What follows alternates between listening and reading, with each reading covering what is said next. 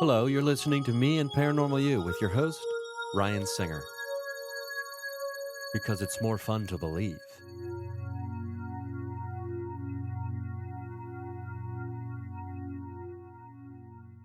Gentlemen, I'm starting this episode of the Mindcast, the podcast. This is your buddy, Ryan Singer. How you doing? I am in an undisclosed location with one of your favorite guests, one of my favorite people, Gilbert. No, that was a moth outside the window. I was like, what the fuck? Is this that moth podcast? We're an undisclosed black Gilbert, site. how would you like to be? How would you like to go? Would you like your full name on the podcast? Yeah, I would like that. Gilbert Sinclair Lewis, Teddy Roosevelt Lawand IV, or just Gilbert. Yeah, Gilbert's probably fine. Okay. I actually don't have a middle name. You know how my phone pronounces your last name? How? Lawand. Let me guess. It's Lound or Lawand? Lawand. Oh, Lawand. That's close. It's not. It's not too far away. Not too far. Or no? Or does it say Gilbert Lawand? Gilbert Lawand. Lawand is usually how people mistake it. So I'm like, if you're going to go Lawand, go ahead and go Gilbert. Let's make them both French, you know? Let's be consistent. You know? If you're gonna go, Don't be like Gilbert Lawand. It's like Gilbert Lawand or Gilbert Lawand. Don't fuck me on like the consistency. Gilbert Lawand, The everybody. continuity. I don't know how many times you've been on the show. Probably 4 or 5. I think so. Well, it's been a while. 700 episodes. Yeah. Can Oh, you is it believe- really? Can you believe Wow. this? Might be actually 700 official. I mean, I think I put up 700 last week. Was the or 2 weeks ago was the the official 700. Oh, congrats. That's a lot. But as far if you add up all the numbers, this might be 699 or 700. I can't remember. But So it's either a special one or not. it's either a special one If it's or it's, $6.99, can I ask you? Can that be 700? yeah, And it can also be 1,000. yeah, of course. Okay. So we can do 300. We can record 300 episodes here in the next 2 days. Yeah. I'm gonna get the whole bag of crank. I don't know if you like that, but we'll stay up for a few days and we'll do mini casts. Yeah, we'll do a bunch of mini casts. Each episode will be about 30 seconds. Well, yeah. Toward the end, it'll just be like bah, and then it'll be it. So 300. So that's 9,000 seconds, which is 60. I'm not going to do the math. I'm not either. I mean, I could if I had somebody. You could because if I had a computer. Well, we were out watching lightning. I was in last night. I was at my friend Bill and Carolyn's last night. This to me notorious legendary location in Florida. I spent the night there. Had a great time. Had a great night. Interesting developments happening out at their property that I can talk about later. But the short drive to where I am now today, after my week in Key West, which was Drunk City Bonk USA. Great time in Key West. We were talking at dinner with your mom about all kinds of, and by dinner I mean your mom trying to make me gain 27 pounds. Oh yeah, I had to in one sitting. That was like after lots of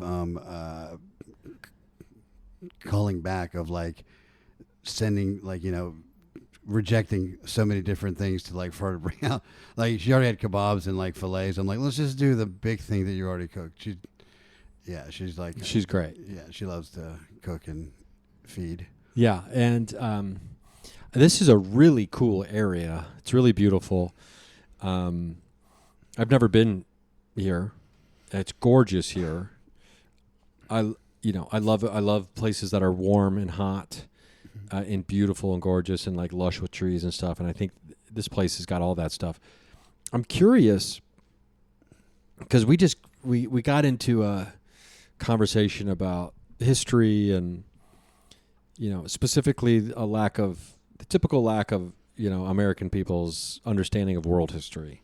Mm-hmm. And it's interesting because can we talk about like the descent here and like the origins of your family a little bit? And oh yeah, because your mom was just having some really fun. I was really enjoying our conversation. Yeah. I mean, I knew she would be like excited to talk to you. It's not a lack of I would go so far as being like, there's nobody here that's interesting or no, but Because it sounds like she was a real like intellectual type when she was younger and growing up, like always reading. We were talking about philosophers, we were talking about authors, and she was, she's just rattling off all these, philosophers and authors of like that she read when she was younger that she loves, and I was just like, oh, like I've maybe read a couple of them, maybe if I was lucky, right? I kind of forget that actually because she grew up in Baghdad, and she'll sometimes forget like certain titles of classic books, and they'll be like, oh, that's called this. So she is really well read, and like the whole migration or trend, like the timeline to being here is still mind blowing to me. Like that, it's the way it laid out. Like she's from Baghdad, and that's where I was born, and it's a Catholic parent, so she's like very, like you were saying, sort of. It gets frustrating in this. Well, I guess I'll start back up and say this is Warm Springs, Georgia. It's like a town of 500 people in middle Georgia, about an hour south of Atlanta, about 40 miles north of Columbus, about 30 miles anywhere from anywhere. And it's beautiful, though. It's close to what's called Pine Mountain. It's where FDR used to go for a little White House and to bank his mistress. FDR, statistically our shortest president by far. I don't know if you guys knew that. But that's a wheelchair joke. See, I'm fucking taking it to them libtards. I'm kidding. But it is beautiful. It's like the farm that we moved to is in Warm Springs. It's like 400 acres, has a 30-acre lake, and it is very Georgia. Wow, that was a loud. That was such a loud thunder that it felt like someone was stomping on the roof. I know it did. The sky has been put on a show tonight, like lightning wise. Like I don't know if it's because you can get more the ability to view a bigger sky or whatever, but the storms here are like really fun to watch. Like they're like well, there's less light pollution. There's no huge tall buildings in the way obstructing the skyline view, and I guess that is it. That's it's beautiful to watch though. But like she's very interesting. My mom and my whole family, moving here from Baghdad to Saudi Arabia for my dad's job, and then to Warm Springs, Georgia, because my dad became friends with this engineer that went to Georgia Tech over in Saudi Arabia, and he was like, "There's this beautiful farm. Think you might want to buy as an investment. You want to move to the United States." There was never a plan to live here permanently ever. It was bought like 1976. We moved in 80. Temporarily, we thought, before Detroit or Chicago, where we have lots of brown people, all around. But we moved here, and then my mom's side of the family, we slowly were getting them out of Iraq. So a couple of years passed, and then my dad was just like, "Oh, I like it here. It's it's beautiful, and it's whatever." I guess he kind of got attached to the country, but then he passed away, like 7 years after we were here. So that added to my mom's crazy hero's journey. I think like she went from there to here, 7 years in the United States, 4 kids, 12, 10, 9, and 5. Never written a check in her life in a town of 500 people in the middle of, Georgia, and, just wrecked, and then kind of got her emotional state in order, and then became this badass businesswoman. She took little accounting classes at community college, ended up developing some real estate in Columbus, Georgia, built a hotel and assisted living home in Warm Springs, and pretty funny. Like people in this town, if you ask them my mom, they'll either literally go, "Oh, she's the best ever," or they're like, "That fucking cunt needs to leave this country." Like it is so polarizing because she is very straight up, very real, and you can imagine. I'm not sure if your listeners have noticed, like men haven't always been that great to women. I don't know who your listeners are, but now imagine that being in the South. Now imagine it being brown woman and trying to in the late '80s. But yeah, exactly. Early '90s. Trying to do business and constantly trying to get something over. So she just would sees right through it and maybe even goes preventative mode. I forgot what she said to you when she was like, "What are you like? You're skinny," or something like. It's very matter of fact and it's opposite of southern, like Yeah. There's no delicacy to yeah, which I like. I mean, overall, sometimes. Oh yeah, no. Right when I first met her. But sometimes it's not that great. Like I saw her, like last year, I walked in and she looked at me, she goes, your Uncle Jamal's getting fat too. I was like, oh, that too really hurts. Like she was just like, that's her way of saying I gained weight, like, which doesn't need to be said really. But she's like, oh no, your Uncle Jamal's getting fat too, and I'm like, how's this conversation start with something like that? Cool, as long as somebody else is getting fat. But yeah, that's. Yeah, it's fun. I'm glad you came down here. It's always fun when it's kind of like out of the way, but really not. You know what I mean? It's exactly an hour from the Atlanta airport. I want to do like some kind of annual like I don't know, getaway for like a group of comics. You'll see tomorrow at the lake and stuff. There's a lot of land and like a lot of I don't know, a lot of things to like to eat mushrooms and enjoy. Well, it's one of those. It's like a perfect example of like best laid plans, or like oh, we'll just have this as a thing, as a good idea for a thing, and then it turns into the center of the universe almost. I mean, it becomes the home. Yeah. And so I mean, it is an interesting story, and then cut to now many years later, I'm popping into town, get here around 8:00, whatever time it was, and now she's trying to feed me like like I haven't eaten in 17 days. And now we're talking about the Hanging Gardens of Babylon. I almost didn't tell her you were coming yesterday because like I knew exactly what she would do. She pulled out the bread. She made 20 pounds of bread. She makes it from scratch. It's like, amazing bread. It's so good. I love bread more than anything in the world. And hers, I stack it pretty high against a lot of. It's no preservatives, and it's like really. It's very serious business. She got a big commercial sized mixer and she's I know she made it yesterday. Started making kebabs today, and then that biryani, which is like a rice, potato, chicken, meatball dish. It's so difficult because like all those things are made separately, and it takes a while. But that's the sort of the culture of that area of the world. Very overly like I don't know. What is the word? The like layered. Spiced. Well, no, like for people that come in to to visit you, they're like I like welcoming and warm. They want to like take care of you. Yeah. I mean, it's no surprise that like due to this nature that she has, that these businesses she started many years ago were the comfort business. Yeah, that's true. Right. Yeah, especially the assisted living. The hotel up there like never did well, and the only reason she built that is because it was my dad's. Like, he had this big project and planned. There's a place called Callaway Gardens that's close to here.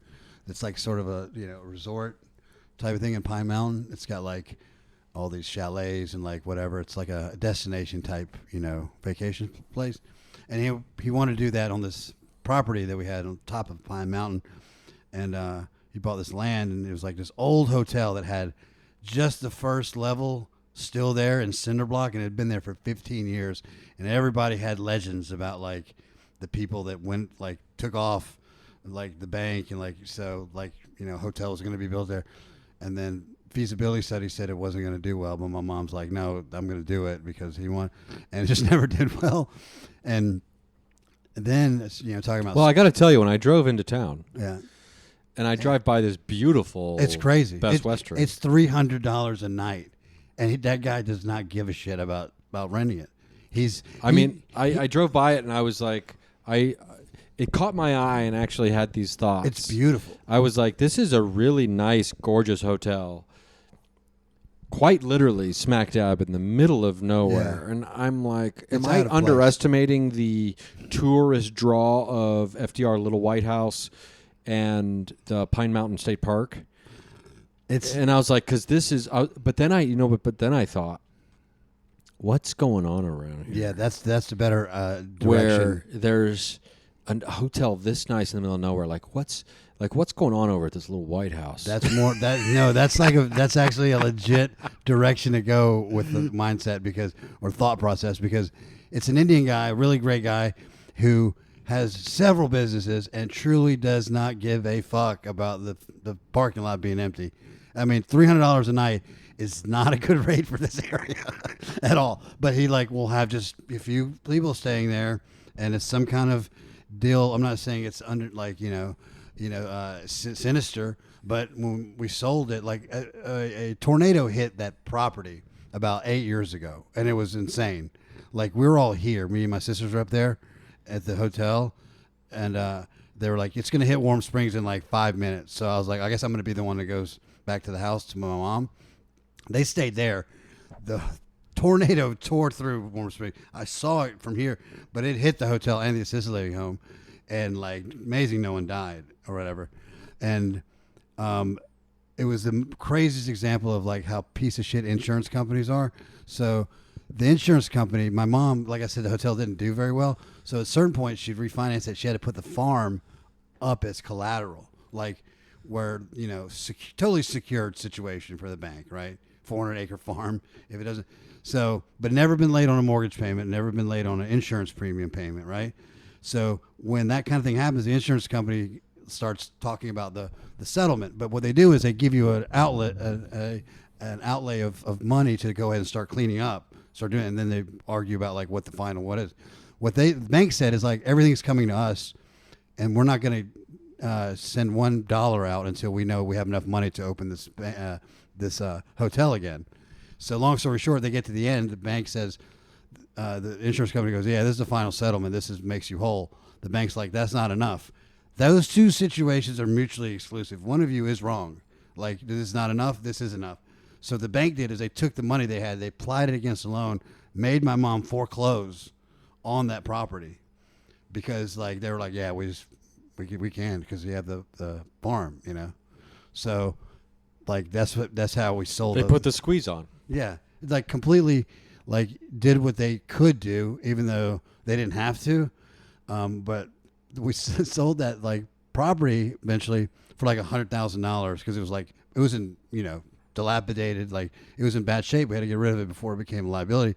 And that guy up there wanted to know if we wanted the money in cash. And when somebody says cash, I assume check, but he's talking about a suitcase. And then you're like, bring a suitcase here of like that's what I'm like. Oh, you don't give a shit about this place making money. You got money. Yeah, he's looking for a tax shelter. He's looking for a place that loses money. And he keeps so upgrading it, dude. It's like now that it's so out of place. We should go. We should go check it out tomorrow. It's really nice. Yeah. But it's so nice that I was just like, how is there demand for this? Because it's not like we're close to a major highway. Nothing or anything. There's we're close to Pine Mountain, which is 20 minutes away, and they have their own hotel. Like one, so it's like yeah, you're right. It's 30 minutes from Noonan, which is 85 Highway 85, which is like it's not 30. It's 30 or 40 minutes from anywhere. Yeah, it's wild. Funny, and it's. But it's interesting because actually we're probably going to have to take a quick break here. I wanted to remind listeners that they can hear all these interviews and episodes ad-free over at patreon.com /Ryan Singer. So for $3 a month, you can just, go ad-free. I mean, doesn't that sound like the best way to live your life without commercials? So let's do that here in a second. For $3 a month, patreon.com /Ryan Singer. And we're back.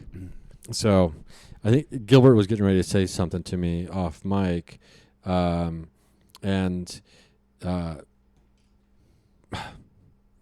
he didn't realize the commercial break was going to be that long. Is it something that you want to say off mic or something?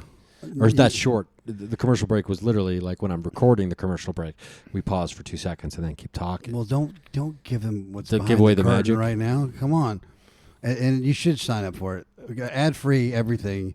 I can't listen to fucking commercials anymore. Like I do YouTube Plus or whatever. It's like $14.99 a month. It's kind of expensive, but I watch a lot of YouTube stuff because there's so much on there.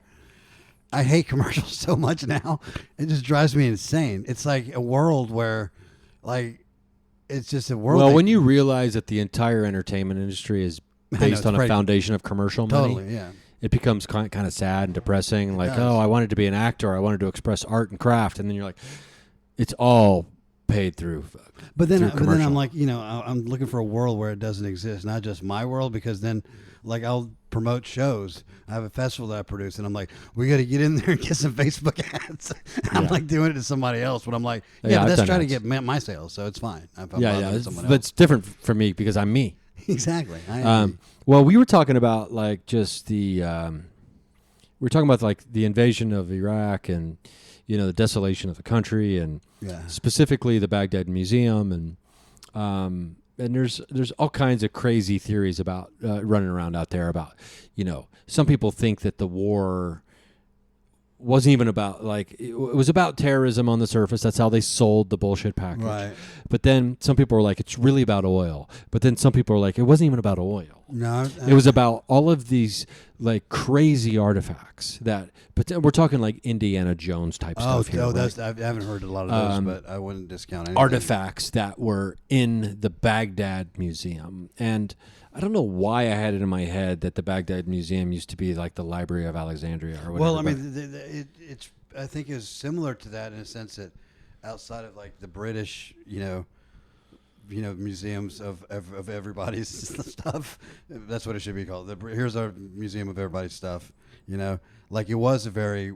I don't think it was a comprehensive collection, but it was a collection of that area specifically that was very, very crucial and like the beginning of civilization. Right. It's like it's Sumerian, it's Babylonian, it's probably Anunnaki stuff in there. It's like stuff that like is like they didn't have like a lot of variations, but they didn't need to. Like right, they didn't have. It's like they have the OG of OG stuff. Exactly. They have the oldest stuff that's ever Yeah. belonged to human beings, Totally. as far as we know. As far as we know, yeah. And the theory, the stories that go around are that by the time the U.S. government even showed up and secured the location and got there to go clear it out and like say this is ours now, it already been looted, completely looted. There's a documentary called No End in Sight that is just one of the many that like will just make you, if people even think about Iraq anymore, it would just make you go, holy shit, this was so, wouldn't even call it ill planned or not well planned. It wasn't even it wasn't even a thought of.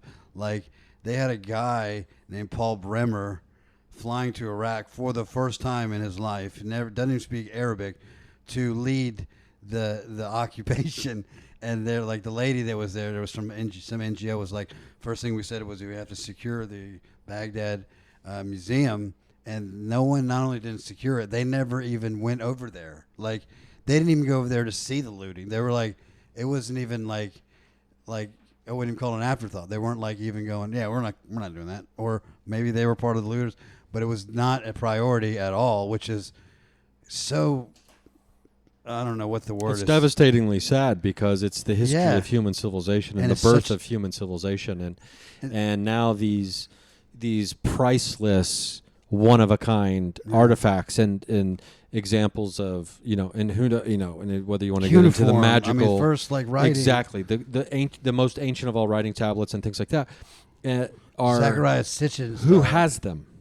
No. Yeah, that's the thing. It's like it's not only that it's so depressing and sad that they were been looted. The amount of resources that it would take to just have secured a little museum, compared to the bath party and dissolving the army, it's like nothing. They could have been like, hey, those guys, those clowns, that those class clowns that are in the Marine, 45th Division, seven guys, go secure it, and it would have been probably secure. Like nothing would have been easier than securing a museum, like by United States, armed forces. But they didn't give a fuck at all. I mean, they could have somebody standing out there with a machine gun and then be like, oh yeah, let's not. But they're like, that's the part that's like even more. It's more confusing almost, where you're like, did you just want them to go in there? Because and the question is too. I mean, the conspiratorially minded might lean towards these ancient magical properties and the suspicion of like supernatural objects that were being really held under lock and key, and then you think to yourself, okay, well, did Saddam Hussein really have like the Holy Grail, you know what I mean? Like, and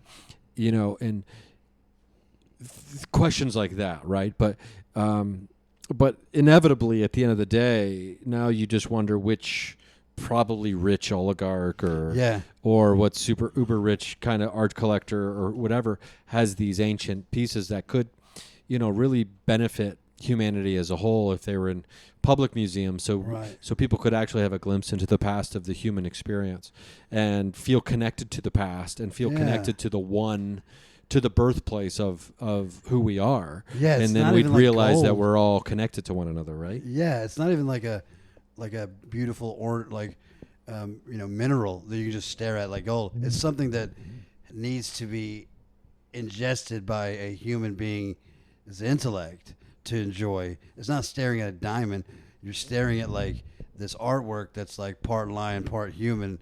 That's an Anunnaki person that's from Babylonians, moving like right out of the Sumerian like dynasty into it's like stuff that somebody is looking at in their fucking basement with 4 people and being like, isn't this cool? It's like, yeah, it's cool, but what's cool about it is it's for everybody.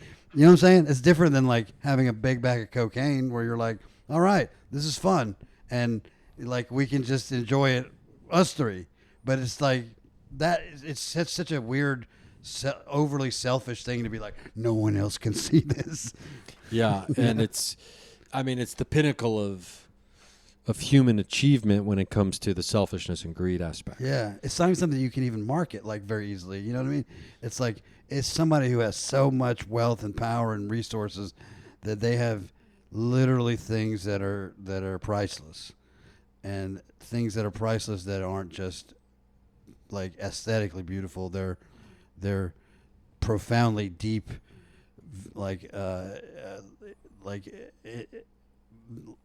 deep dives into the human condition and where we came from. It's not even fun to look at stuff like that without a lot of people. Like if you and I are only people that knew about like about Mesopotamia or like anything, it wouldn't be that. It would be interesting to us, but it's more. That's the kind of thing that's more interesting shared with the other people that live in this world. It's like not a thing that's. Yeah, in a perfect world, we have like a museum that everyone has access to, and inside that museum is the Philosopher's Stone on display, right? Yeah. It's the Holy Grail on display. Yeah. It's, somehow we can find like the entirety of the Epic of Gilgamesh. And because, we do have a lot of the Epic of Gilgamesh, which is considered to be the oldest. Yeah, the first. But there's pieces missing, which might just be time. Took its toll, right, on the tablet. But it's amazing that they lasted that long. Like if a cataclysm happened to us now that is probably has happened in the past that we're talking about these resets of like history where there's this first writing. Yeah, because that is where the conversation started going at dinner. Here. Yeah, there'd be less of us record-wise than those people. Like that's why the pyramids are so amazing because they're like, who the fuck built these? They shouldn't be still standing here. It's like who the hell wrote these in these tablets? Because our paper, like even the cloud, it's like the satellites are going to drop. They're going to fall. When we have no ability to maintain technology, those satellites are going to eventually creep into orbit and they're going to crash. Those records are gone. The paper is gone. Like there's no that's why those things are so valuable. And I feel like I got to laminate all of my comedy now. I know you should. While I was thinking about your thing that you would write those set lists that were funny. They were like 5 minutes of. Or just like it'd be the drawing or whatever it was, and then the closer bit. You have those somewhere, right? Well, I have a book. Yeah, that book's available on. I self-published that book. Yeah, I know. But I have those notebooks. You told me to notebooks. bring it up in this conversation. I did. It's funny because I was actually having a conversation about this on the drive down. I used to love reading that. 2 hours ago. I haven't talked about this book really to anybody in forever. I haven't talked about it in forever either. And that's weird. Yeah, and I was having a conversation with my buddy about this because we were talking about potentially trying to set up a comedy tour that is just in small independent bookstores. Oh, that'd be cool. Because I did one in Columbus, Indiana. Beth over at Viewpoint Books. She's amazing. She has this incredible bookstore. And if anyone's anywhere close to Indianapolis listening to this, or even Bloomington, Indiana, you got to go to Columbus, Indiana. You got to go see Viewpoint Books. It's incredible. What is the significant? And I love great bookstores, by the way. Like I still love paper book. Like, I don't. Yeah, me too. Kindle thing. So I love like Barnes and Noble. Like I love going to the science section, whatever I like, and just So I get that, but what the comedy, and I don't doubt the comedy show would be great at a bookstore. What is it that like It was in the merges? basement of this place. It has like a It's got a miniature cool performance space, kind of. That's cool. And it was, and it wasn't even my idea, really. It was just presented to me recently It's a great on the idea. drive. And because Beth at Viewpoint had told, I'm kind of speaking third hand here, but she had mentioned to Matthew that, the basis of my stand-up comedy is storytelling.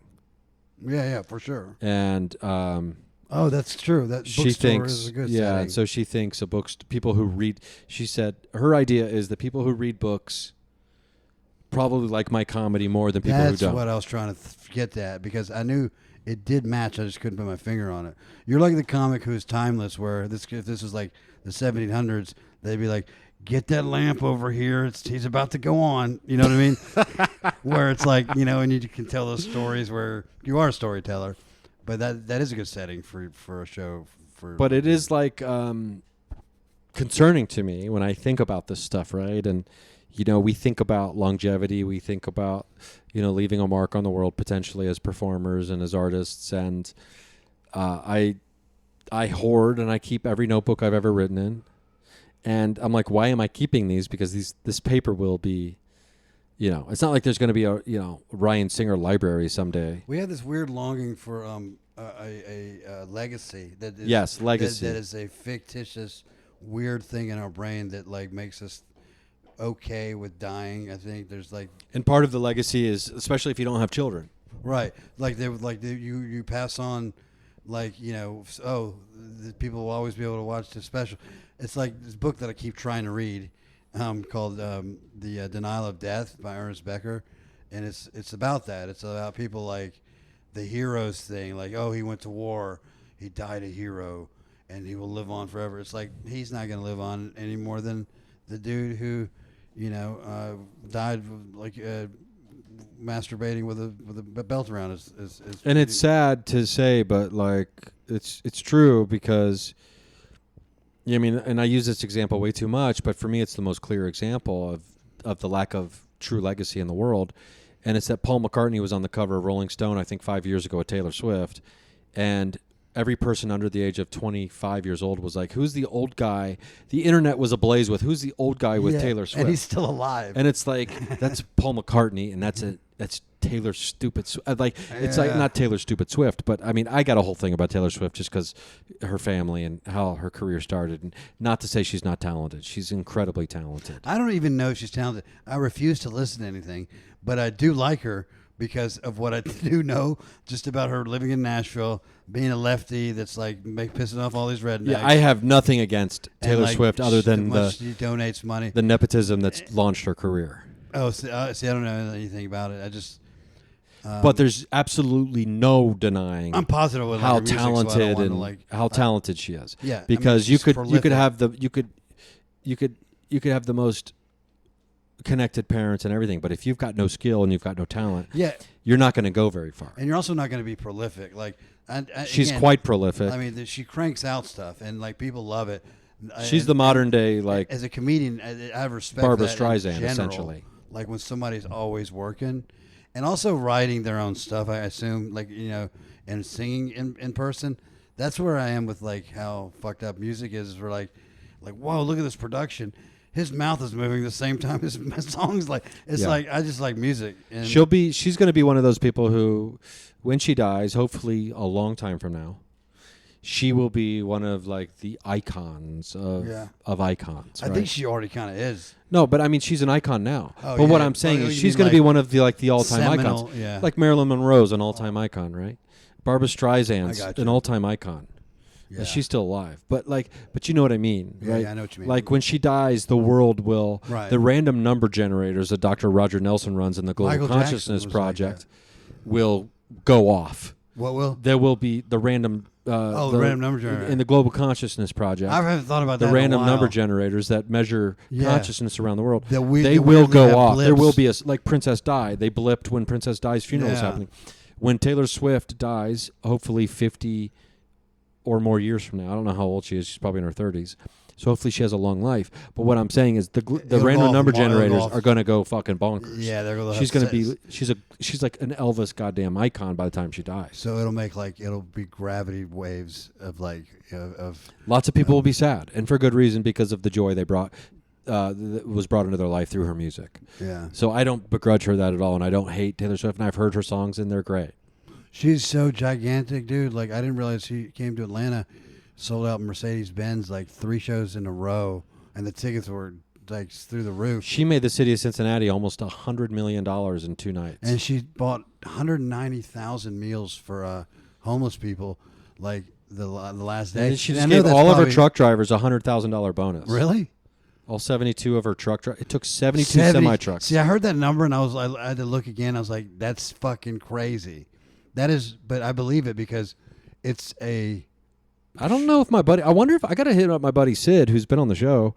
My buddy Sid Gardner that's what he does. He's a long haul driver, but he's in the music business side of things too. So he at one point was driving a truck, I think, on her tour. Yeah. But he does like the Lumineers. He does all kinds of huge bands. Yeah, Rory's he's got his tour manager Grant. He's a great dude. He used to tour manage the National and other people, and I met Grant in Dayton. Oh yeah, nice dude. His friend, I forgot who it is. He is doing stuff with Taylor Swift, but he was telling me about the logistics of tours like that, where It's insanity. it's like nuts, where they're bringing in like gigantic crews and constructing things that you wouldn't even believe, and then putting it back on these dozens of like transfer trailer trucks, and then city to city, and like it's a monumental, almost like how do they build this? One of those like on Science Channel where they're like, how do they build this kind of thing? Because the amount of like planning and like construction, It's and the like, logistics of it have to be an absolute nightmare, and that person's probably not paid nearly enough. That's why they love comedy shows when at a big venue. When you're like walking. Oh yeah, because you're so easy. they're just like, We're so oh cool, easy. you just need a microphone. You're like, yeah. And like when people put up a hissy fit when you got to plug in a guitar, it's like, are you serious? I know. Let's take a quick break again, just in case this goes longer and I have to throw in more commercials. There's certain time standards I have to abide by. So again, ad-free at patreon.com/Ryan Singer. Let me make a time note in my mind on my phone so when I go back to do this, I'll tell you, I talk like Columbo while I'm doing it. Hey, did you ever think that maybe you shouldn't do ads? Then maybe you should go to Patreon. Patreon.com. You should do advertisements. Get out of ads. Ads are too short. Ads are too short. Get into advertisements. Advertisements, as I used to say. And we'll be right back with Gilbert Lawand. See, he remembered. And we're back. I got to tell you, I don't know how we went from talking about Mesopotamia to Taylor Swift. It's an obvious but transition. I don't think there is that big of a leap when you think about the profundity of an undertaking when it comes to some of the other things we're talking about, like these ancient, whether they're monuments, structures, and things that kind of baffle the mind, right? And you think about moving Taylor Swift's set from city to city. Yeah, maybe that's the connection. Night to night to night. It seems like this is insane, right? Because 72 semi-truck trailers are what are required to move her set, her lighting, etc., right? That is insane when you think about 72 in a row, big like rigs. just being together would be insane. That's like, that's a huge like number of massive vehicles. So what's funny is if the people that built the pyramids, if they saw that, they'd be like, how the fuck did you do that? And we're like, and we're looking back going, 1 degree with magnetic north? How did you do that? The same type of like awe, but different like level of like, ability, engineering, and, proficiency. I heard someone the other day like, hey, I'm so tired of this pyramid stuff. It's like they used water. It's like, well, They use water for what? but to move all the stuff, and it's like, That's okay. but it's just like, okay, but it was a desert. Why is there water damage on the Sphinx? Yeah, but water, how's that make it less impressive? Well, it's like going, hey, had they moved those like 72 trucks? Oh, they used water. Like it's like those blocks are so big that like I don't care what medium you used. It's insane. It's like there's 30 like you know in cartoons when like one of the cartoon characters like it's like Wile E. Coyote or whatever sitting on a fountain that's not going off and then a fountain turns on and they get shot up with the water and they're just kind of hovering on top of the water. They didn't do that with these blocks. And if they did, it would be like a 18-wheeler. They're like, okay, we figured out a way to get this 70-ton block up in the air. It's like, oh, cool. So we're done. It's easy now. It's like, yes. So even if you did that, it's like 30 Empire State Buildings, mass wise, in those fucking things. They're like so big. So there's no description that would make me go, oh yeah, that's probably it. Oh, that sounds. Oh yeah, cool. So it's probably pretty easy. Well, it's. What do you think they're for? Because it's not. It's like they're definitely. Well, I'm part of the Graham Hancock camp on a lot of this stuff, and the idea definitely weren't tombs. I mean, like they weren't. They definitely weren't tombs. I don't think. No art. I think it's not nearly as compelling as the idea that. When the Nile was actually there up on them, that they were water-charged energy sources of some kind. Isn't it crazy, though, that no one knows? And I know how simple that sounds. There was a point where people built that, and then for a while, people knew they built it because they had just built it. And then for a while after that, people still knew because they still built it. And at some point, so much time had passed, they're like, who the fuck put these big things up? Like, that's actually a really good point. Like I've at some point, people were like, who put those up? It's like, when did that get forgotten? When did we forget how the pyramids were built? Because there's always going to be people around. And someone might come in and be like, well, at the fall of the fall of the ancient empire, because there was a point where a lot of who was it? It wasn't the Mongols. I wish I knew my history better, but one of these great ancient civilizations, what was it? Maybe it was the Library of Alexandria, that they had gone out and collected all of the great knowledge from around all of the other civilizations around the world. And then that whole fucking library was burned when it was conquered. It was the biggest collection of knowledge, of knowledge and the history of the world. And they just it's like who in their right mind? Clearly, no one in their right mind would destroy such a thing. I mean, and it's mind blowing to think about. People there's always these people that I don't even know what their deal is. It's like I don't know what type of how they're threatened by any kind of information. Like that's what they were doing when they were like going into these other places. They were destroying all these artifacts. It's just like what religion is this where you're like we must get rid of things that are old and part of our human and are beautiful. I know. I don't even get like where.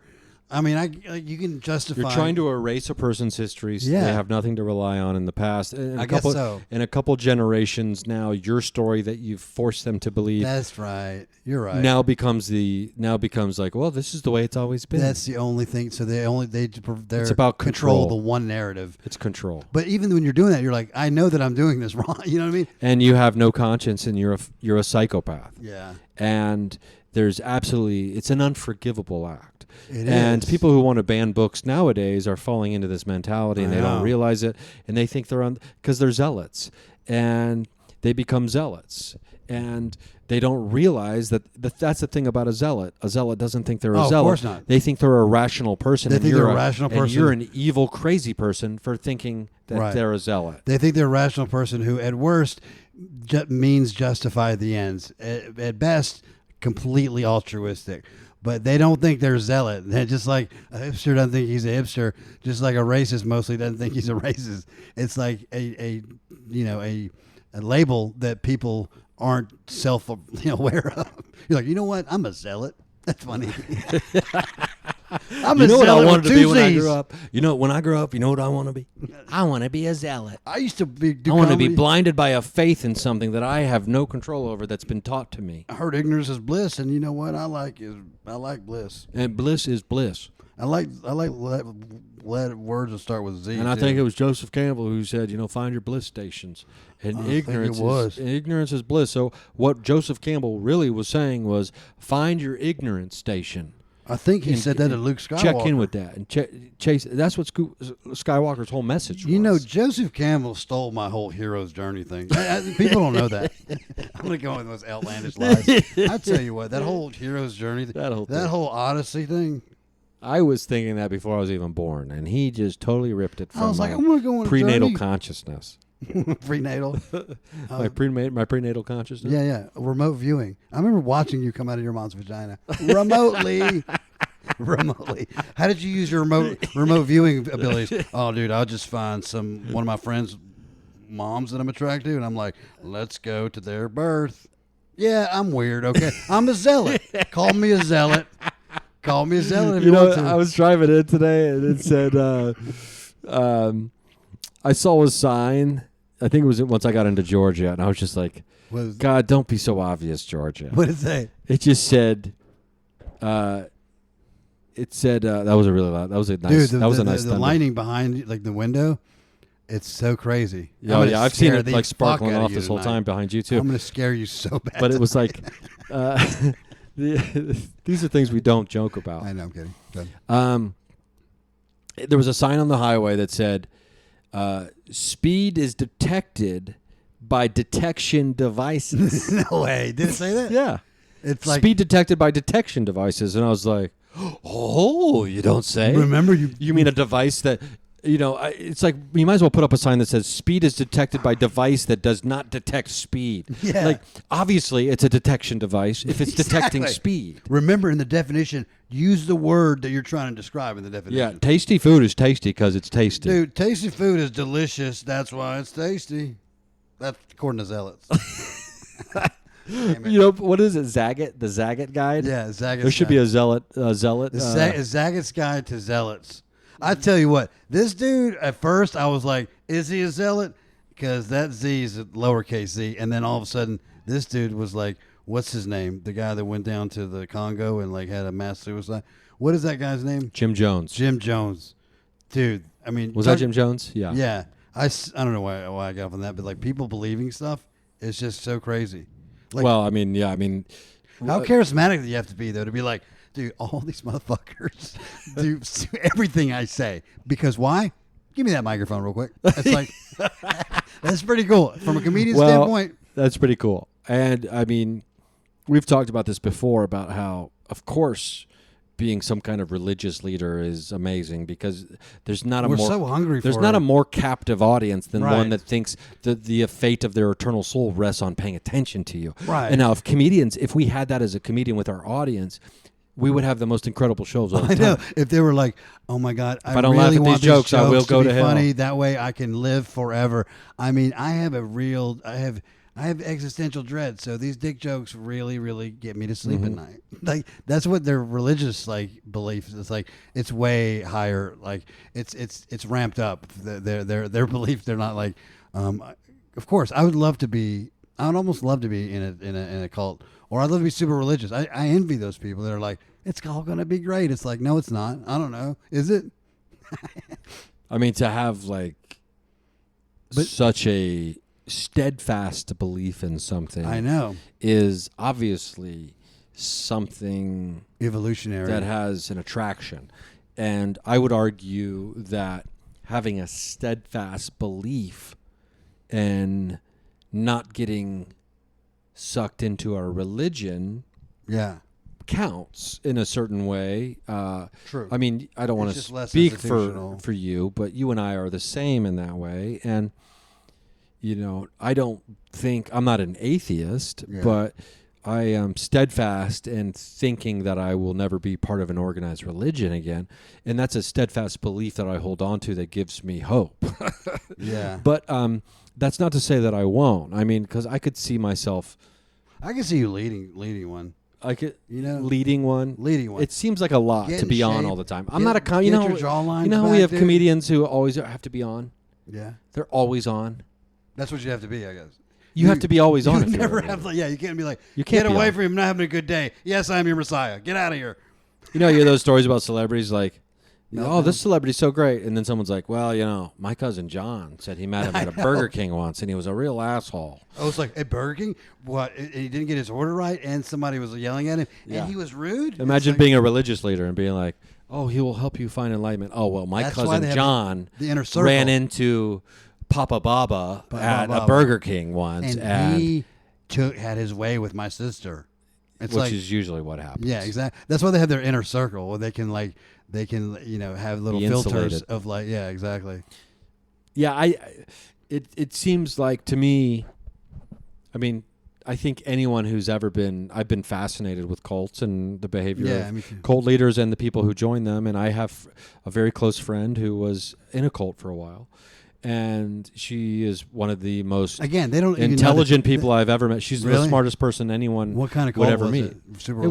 It was a spiritual cult. Yeah. But the point is, how much of a hold do they have? Like, that's the part that fascinates me is the amount. Obviously, they're also the people that aren't like, I'm in a cult. Well, the bigger the skeptic, the harder they fall.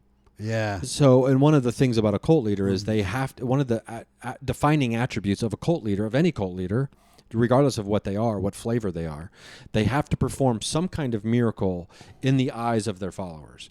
That is a bona fide. It's a not requirement. Water and wine thing. It's perception. A requirement. Some kind, not even a deception. It has to be what is considered to be a miracle. Like what? Give me an example. Someone is healed, right? But are miraculously healed? They're not, though. But they are. Based on. And whether or not it's the person who did it or not is up for debate. You're right. They are healed. Right. It could be the law of like averages. Where visualizations on cue. Of being able to manifest visions. Like if I did this and the lightning happened, I was like, well. Yeah, and then I saw a fucking orb. Yeah. If you did that and be like, I can show you an orb and this orb will. Do you know what I think would be funny? Whatever. Is if you went to a city where they were demolishing like a big stadium and you just like were like you knew what was happening and you could find someone on the street that didn't know it was happening and you went up to them and you were like, this is like the most specific way to perform a miracle. It's that like, over the course of 30 years, you could get maybe 4 followers. I know, because you would. I would be like, look, that I'm gonna get her. Hey, because it's only like what every 10 years they demolish. Look at that dome. Yeah, you want to go get something to eat? You better. Yeah, and you have to pay for it. By the way, you have to pay. Otherwise, give me all your money. I need to get a place in Hawaii, which is a thing that cult leaders do. Yeah, they're always like, I need everybody give me their money, and we have to be in Hawaii. I have to live in Hawaii. They have to be young, and they have to do what I want. Is that so much to ask as a man? Yeah, but when a skeptic, someone who I would argue is hyper intelligent by today's standards, by like an IQ test standard, right? It makes sense, right? So let's say I would argue that a lot of highly intelligent people by our measurement systems, what we use to measure regular standard intelligence, right? Those people are skeptical because they're hardcore materialists. Yeah. And so when they see something that they consider to be unexplainable, right? Because they're such a skeptic. There's no gray area for them. There's no because they've been such a skeptic their whole life because they've considered themselves so skeptical and I need intelligence. And that way they're still intelligent in their minds. They are in. Oh, I never thought about that. That makes sense. They fall hard because they're like, they fall hard. I'm still smart. I just witnessed something that's unexplainable. That's why it is what it is because I'm smart and I'd be able to But it's unexplainable only to a certain degree because it was told to them that it would happen. And then it happened. But in their mind, they feel like it's unexplainable. But there's no real reason for it to be able to happen. But in their mind, they're like, I'm so smart, I should be able to describe this, and yet I can't. Instead of having the mindset that like people like you and I have, where we always are like, you can always say, I don't know about stuff. Like, you know what I mean? Like, that's what atheists and super religious people drive me crazy. That's what I do on dates, by the way. What? I don't know. Anytime a woman asks me a question, I go, I really don't know. Yeah, me too. She'll be like, so what do you want to do? I'm like, I really don't know. So where'd you grow up? I really have no idea. I'm always like going, so what do you want to do? So what do you do for a living? Me too. Oh, sorry. I seriously am not sure. You know what I'm thinking? I'm thinking you want me to say what? Okay. Anyway, getting back on track. That's me. My. But what was the podcast idea I was thinking about for you and me? It was called like Failing from the Top. I think it was called Failing from the Top. That's good. Or just like some kind of the Artist Guide the artist guide, the artist's guide on how to fail gracefully, on how to fail with That's style. good, actually. Failing with style, the artist's guide, or something like that. Yeah, where you're like, here's what you're gonna want to do. You're gonna want to like get kind of proficient at something, and then rest on those laurels for a while. Have some fun, use it as an excuse to maybe explore some substance abuse. See what happens there. Like an artist would. Like the Hitchhiker's Guide to the Artist Way. Like you combine this. Yeah. Every morning you wake up and go, what is? And then when people say, why aren't they more well known or something? You can just always say, oh, it's because they wouldn't compromise. Yeah, look, if to get successful you need better work ethic and more talent, okay, I don't have those. Let me get it straight. If you have better work ethic. Am I a capitalist pig? No. No. Do I want money to pay rent? Obviously, I'm getting by somehow. I tell people, I'm definitely a socialist snowflake. Yeah, I am there's too. But I love money. I do too. Here's the thing. I would love to come into money that I don't deserve. Yeah. And I would do great things with it. I would eat, I would sleep, and I would donate it to people that would service me. Okay, this is getting ridiculous. I know. But that's what we wanted. We haven't even talked about the current state of things with like advancements in disclosure and open Senate hearings where people, and senators included, are asking questions about interdimensionality. Yeah, are they? Interdimensionality? Yes. I know the alien thing is coming up. And that's all part of it. Yeah. And isn't that crazy that we're desensitized? Like, what kind of... Well, you and I are desensitized. But what kind of hysteria would that have been like in 1992 where they're like, did you hear what Strom Thurmond was talking about? Well, here's why it didn't happen. Yeah. The hysteria didn't happen 6 weeks ago when they had a National Press Club event where they had just whistleblower after whistleblower after whistleblower coming out. And I don't think I've really addressed this and talked about it on the podcast yet because I'm trying to compile. Yeah, I've been curious to I'm ask trying you to about this. compile like a comprehensive timeline of events, right? Mm-hmm. To like lay out like this is what's happened, right? Because in my mind we had what was quite possibly the greatest 48 hours in disclosure history happen roughly 6 weeks ago on a Saturday and a Sunday, culminating in the National Press Club event that Dr. Stephen Greer, where he had all these whistleblowers, one from Raytheon talking about what's really happening at the South Pole and how the Indonesia earthquakes were caused by a device we have down there, other ex-military talking about firsthand eyewitness accounts of UFO technology. Let me stop you there real quick. That's the part that I'm wish I wasn't so skeptical about and like so not on board with. These people are high-ranking, legit, people that are bringing up the extraterrestrial, the UFOs, and then when they show, this is the part drives me crazy. When they show the videos, they're like, you see that little thing? See how fast it's moving? See how it's changing direction?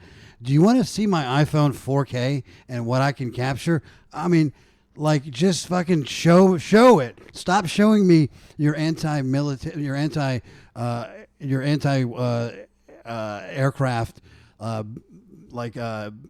camera from a plane, like dash and cam. pull your and just show it, because I'm not saying I don't believe you, but I'm saying where is the fucking like I have 4K with balance, like the satellite imagery.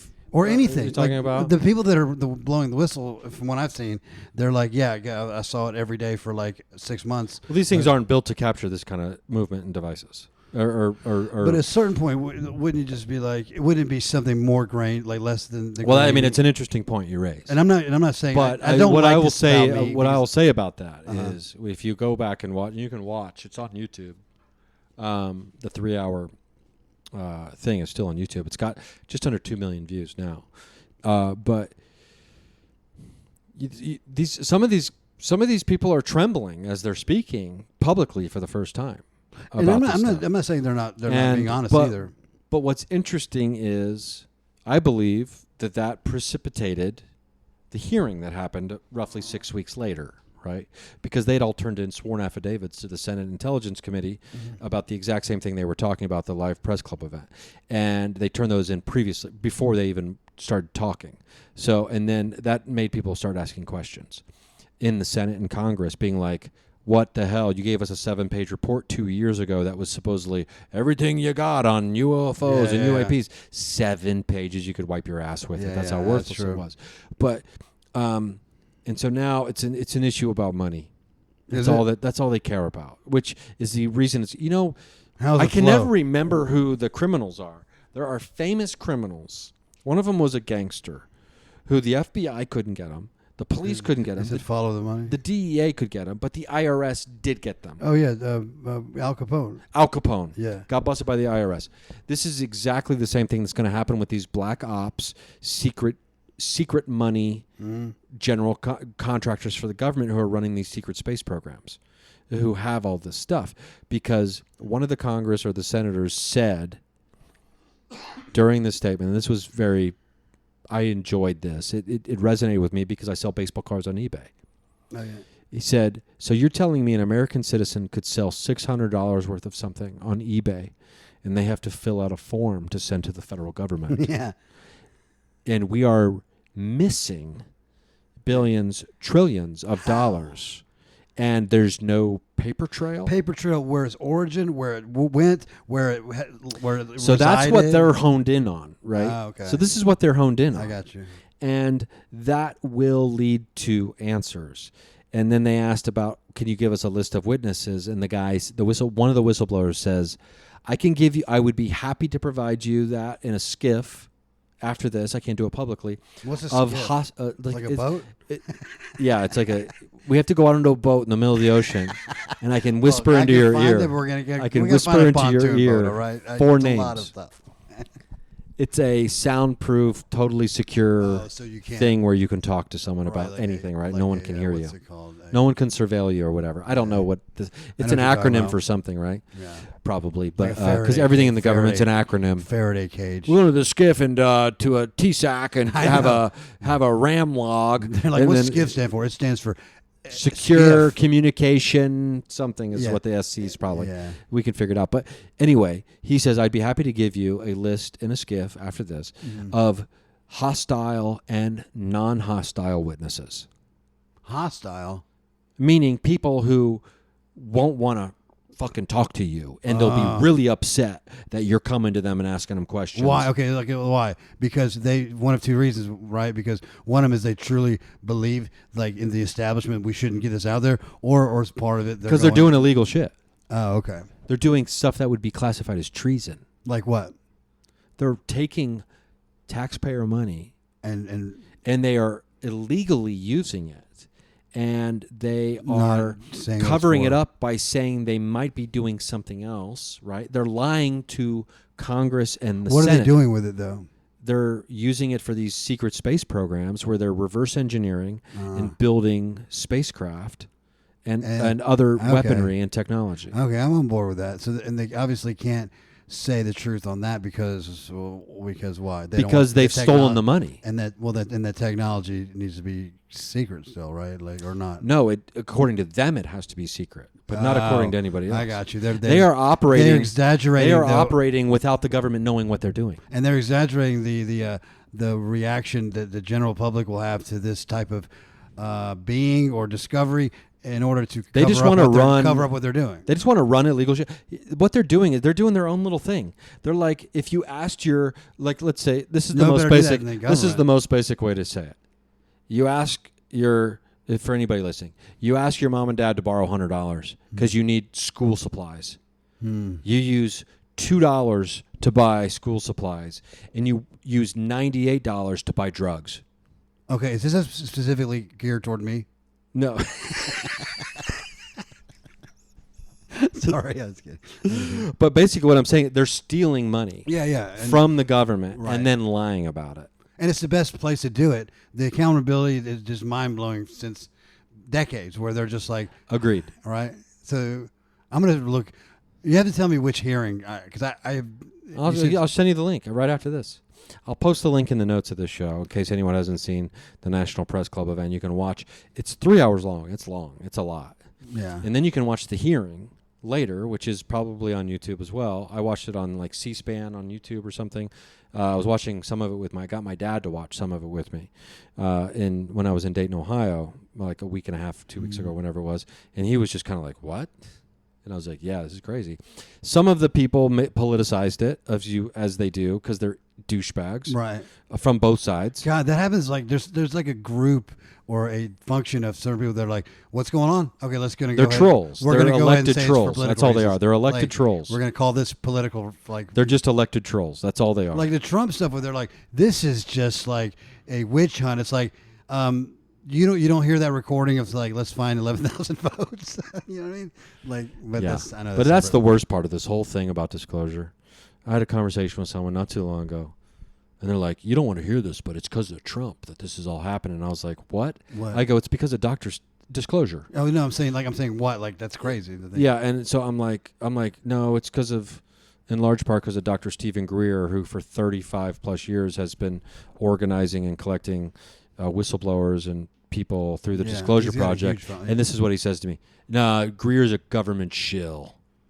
And like you're like, Skip or shill? Which one is it? Because I was just like, that's what people say. They just I can't even have this conversation. They just use like these buzzwords that they don't even know what the fuck they're talking about. No, right? they heard someone else say it and they're parroting. He's a government shill. Do you know what kind of like sort of support and evidential information you would need to be like? I'm not saying you couldn't say that about somebody, but government shill means like I can tell you why he is. He is acting as a double agent. We're doing but they don't have anything after that. Like you should have so much to say after saying this is a government shill, because that's such a provocative and should be evidence-based comment. But they're like, he should just trust me. He's like, he's working both sides. I just don't know what they are. Yeah, but this is also someone who thinks that Donald Trump, who was born into a super wealthy family and all this other, is an outsider.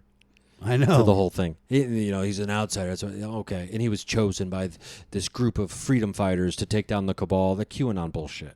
I know. Are they still out there? Oh, yeah. They're still out there being like Jim Caviezel, that new movie, The Ring of Freedom or whatever.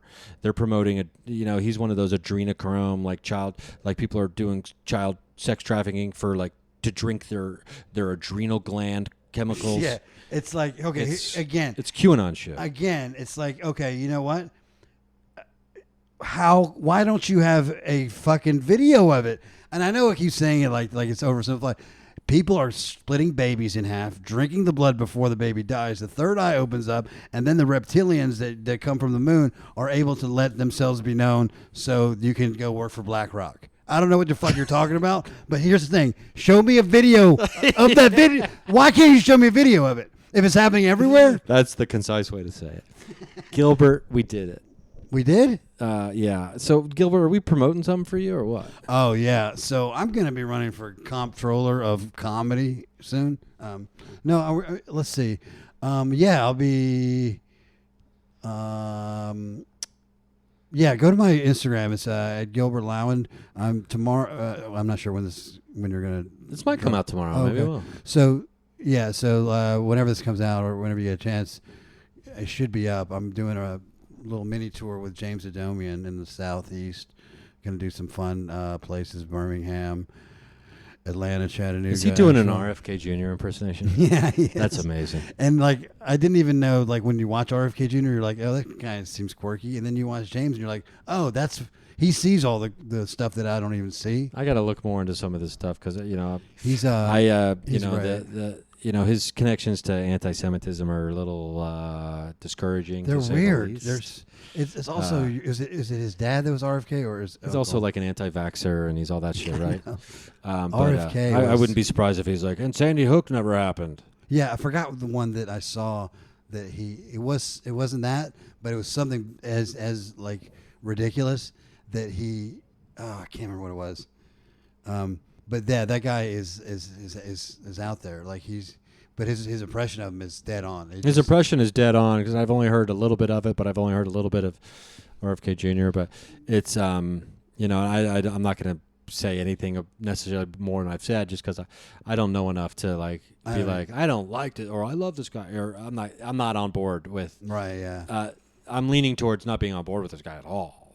That's where I'm leaning. No, but, I think I read enough about him to like here. That's my thing. So sometimes when somebody is not going to be in my world like view, like I read half an article about him and I saw a clip recently and I still can't remember what it was. It was like an anti-vax, but even more so like, you know, Sandy Hook. I can't remember what it was, but it was enough for me to be like, I don't need to worry about this guy's opinion ever. Do you know what I mean? Like, It's not. I don't do that with everybody, but certain people where you're like, oh, you know what? Like Alex Jones, where you're just like, you're gonna fucking harass like parent, like you're done. Why do you still? Like it's not like, oh, I made a mistake. I had a friend of mine be like, well, you know, Alex, I know before I even say it, but you know, he did say this thing about blah blah blah. Yeah, blah. if you say everything all the time, and I was something's like, going to no. be kind of right. It was something about like Alex Jones is going around trying to convince people now that all the women on birth control, the estrogen in their pee is fucking up everyone on the planet or something. I'm like, you mean the water that we never drink? Yeah. Also, what are you talking about? Like, what are you? You will never drink water that you shit in. By the way, it's called gray water. Yeah. I mean, I'm probably saying something that I don't know enough about. No, but that's the level of like absurdity that people will just so casually say, and people like Joe Rogan are like, everybody needs a voice. It's like, no, they don't. They don't need it. Like some people do not need to be on a platform. I mean, like, he would be saying that about. I mean, essentially, it's the dumbest example to use, but it's like, oh yeah, also David Duke needs a voice. You know, Hitler needed a voice. Exactly. It's like he's picking something that there's a difference between freedom of speech and spreading hatred. Exactly. It's freedom of speech and spreading propaganda that leads to like major suffering of people. It's like. And speaking of which, don't forget to go to patreon.com/Ryan Singer, and you can get the truth about what we've been talking about here today. And we will send you some pamphlets. We'll drop some pamphlets from an airplane over your house. Or helicopter. Old school propaganda style. Or orb. Or skiff. I might be doing a skiff tour soon. So Gilbert, this was fun, my man. Yeah, it was fun. Always good to see you, my man. More updates soon, everybody. I'm still on tour a little bit in the Southeast coming up. Asheville, North Carolina. I'll We're be in going to be Wilmington, North crisscrossing each Carolina. other. Oh, yeah, we'll be seeing each other. Let me get these dates out for people. Okay. People aren't listening because they think it's over, but I'm going to do it anyway. September 6th and at Waterline Brewing Company in Wilmington, North Carolina. Asheville, North Carolina, the 7th and 8th. I'll be at the Charlotte Comedy Festival in Charlotte, North Carolina on the 9th and 10th of September. And then I'll be at the Punchline in San Francisco on Tuesday, September 19th. Buy those tickets now. I'd love to see a bunch of people out in San Francisco. I haven't been there too long. And then I'll be doing Sacramento and Santa Cruz right after that. So I talk to you soon. I love you. Gilbert, I love you. Thanks for having me over, Love you too, buddy. man. Thank you. And let's live forever tonight. And if I don't see you at a show, I'll see you at the watering hole on the astral plane.